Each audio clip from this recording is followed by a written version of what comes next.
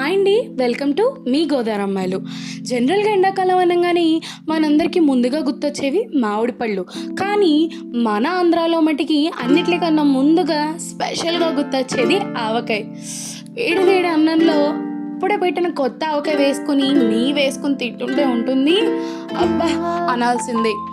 మన అరిటాకులో ఎన్ని ఐటమ్స్ ఉన్నా సరే మన కళ్ళు మొట్టమొదటిగా వెతికేది మన ఆవకాయని. మరి మన కొత్త ఆవకాయకి అంత స్పెషాలిటీ ఉంది. మరి అప్పుడే కలిపిన ఆవకాయలో మంచిగా ఘాటు ఘాటుగా కారం, అలాగే ఆవగుండతో వచ్చే చిరుచేదు, అబ్బా పుల్లటి మామిడికాయ ఆ ముక్కలు ఆ నూనెలో నాని తింటుంటే ఉంటుందండోయ్. అబ్బాబాబా ఏంటి చెప్తుంటే మీకు కూడా నోరూరుతుంది కాదు. సో అలాంటి ఆవకాయని ఈరోజు మేము మా ఇంట్లో చేసుకున్నాము. సో జనరల్గా కొంతమంది ఏం చేస్తారంటే నిలువ ఉండే పచ్చళ్ళు పెట్టుకుంటారు మాలాగా.